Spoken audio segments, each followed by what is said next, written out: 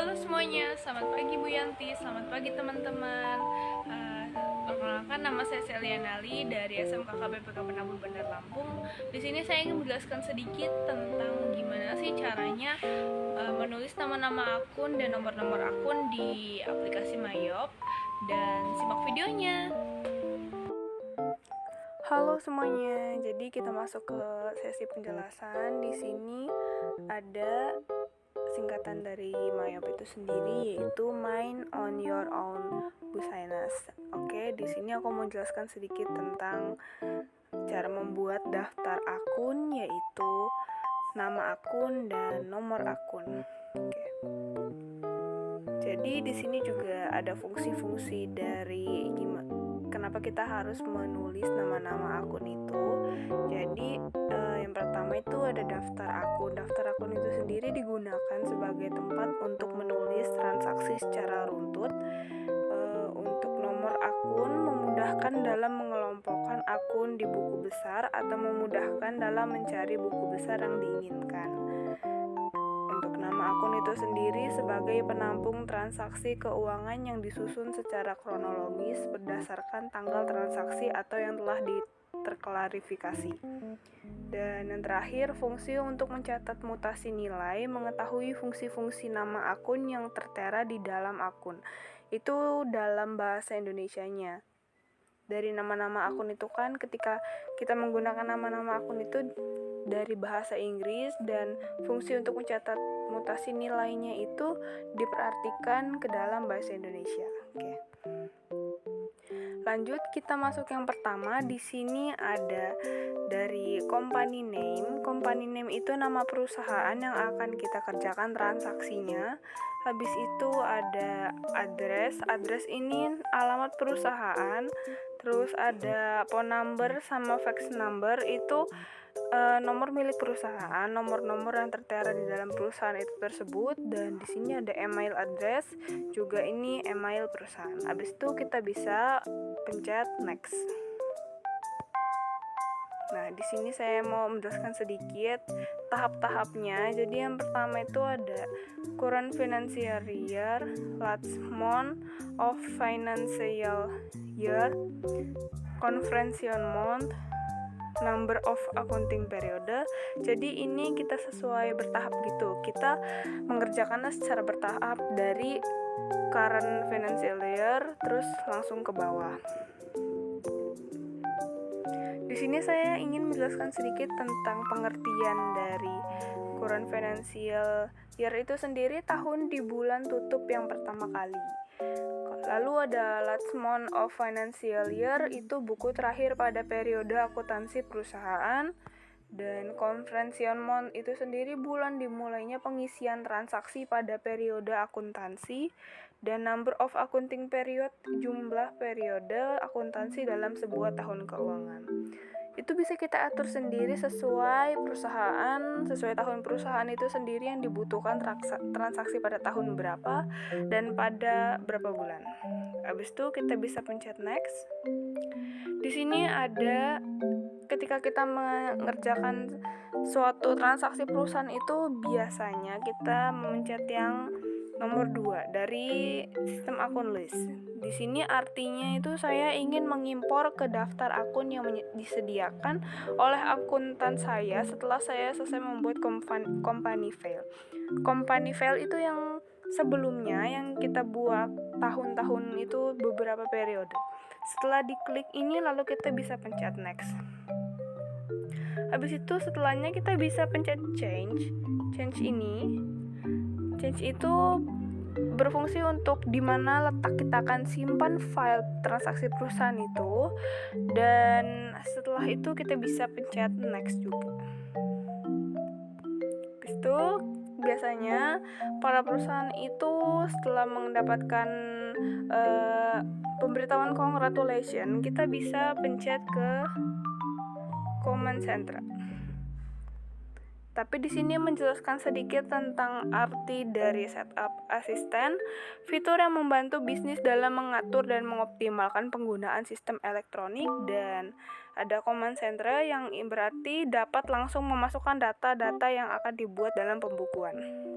Habis itu kita masuk ke layar yang utama. Di sini ada accounts, banking, sales, purchase, inventory, dan card file. Karena kita ingin membuat nama-nama akun, jadi kita masuk ke dalam akun.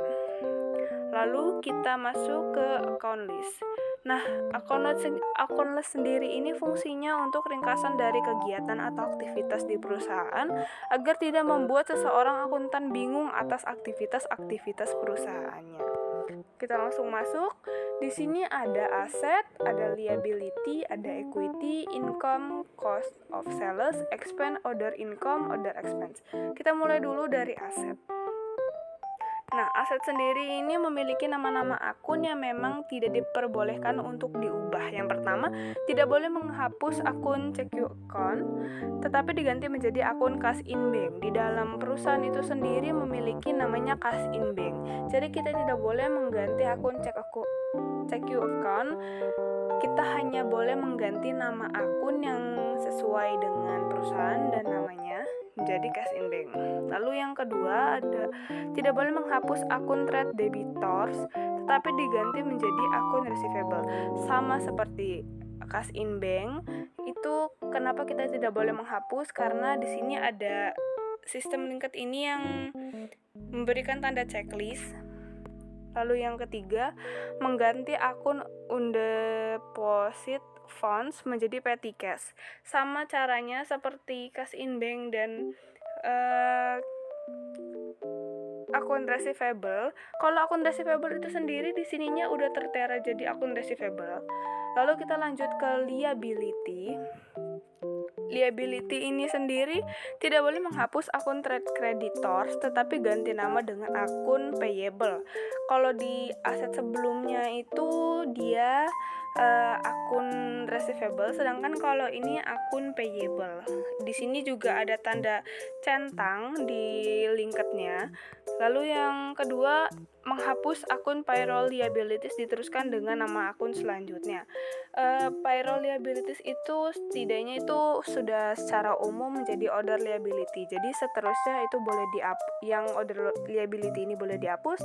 Lalu kita langsung membuat kategori new dan langsung menjadi nama-nama akun.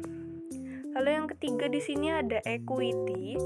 Equity itu akun retained earning ini digunakan untuk akun modal atau kapital. Jika tidak digunakan pada soal, digunakan hanya mengganti nomor akun saja. Retained earning ini di dalam bagian equity ini kita tidak boleh menghapus nama-nama akun yang memang sudah berasal dari equity ini sebelumnya. Kita hanya bisa mengganti dan menambahkan satu akun. Yang kedua, akun current year earning. Current year earning diganti menjadi income summary jika digunakan hanya mengganti nomor akun saja. Income summary itu digunakan dengan mengganti current year earning. Lalu yang ketiga, historical balancing itu sendiri tidak dapat dihapus hanya nomor akun saja, tetapi diurutkan jadi nomor akun yang terakhir. Lalu ada yang keempat itu namanya drawing. Jadi itu kita bisa membuat baru akun drawing itu. Pokoknya di dalam equity ini harus ada akun modal, kapital, lalu income summary, lalu historical balancing, dan drawing. Jadi itu empat itu harus ada di dalam equity. Lalu selanjutnya bisa dilanjutkan dengan nama-nama akun yang tertera di perusahaan. Lalu yang kelima di sini ada income. Di sini kita sudah tidak perlu menambahkan lagi, tidak ada yang perlu dihapus lagi karena memang ini sudah berasal dari awal dari header itu sendiri. Jadi di sini income itu nama-nama akun yang dimasukkan ke dalam akun income itu ada sales return, sales discount, free collected. Akun type-nya itu income karena memang di sini dari awalnya sudah ada income. Lalu selanjutnya ada cost of sales. Di sini dia sama seperti income dengan tipe cost of sales. Jadi nama-nama yang berada di cost of sales ini ada cost of goods sold itu sendiri, lalu ada freight paid, ada purchase discount, lalu akun type-nya itu cost of sales juga. Lalu di sini selanjutnya ada dari akun expense. Akun expense itu sendiri bisa dihapus karena itu type-nya sama dan tidak memiliki linked yang terchecklist. Jadi dengan kita menghapus juga bisa. Di sini nama-nama akun itu sendiri di bagian expense itu ada advertising expense, ada telepon dan electric expense, lalu ada store supplies expense, ada bad debts expense, depreciation expense, insurance expense, rent expense, wax and salaries expense, other operating expense, dan akun type-nya itu expense sendiri karena di sini memang dari awal sudah menjadi expense semua. Oke, selanjutnya ada order income. Order income ini sendiri caranya sama dengan income dengan cost of sales. Di situ nama-nama akun yang tertera di situ hanya interest revenue dengan akun type order income. Di sini akun type kita bisa samakan juga dengan yang type di situ. Sekarang selanjutnya ada order expense. Order expense ini sendiri memiliki nama akun interest expense, bank service charge, income tax expense dengan akun type order expense. Oke, setelah itu kalian bisa melanjutkan untuk mengisi nominal di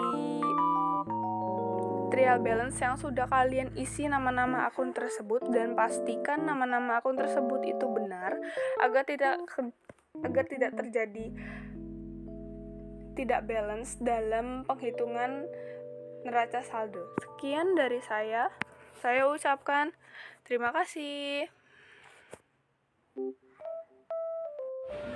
Nah, segitu dulu ya penjelasan singkat dari aku tentang gimana sih caranya mengisi nama-nama akun dan nomor-nomor akun hingga kalian bisa sampai ngisi ke trial balance-nya.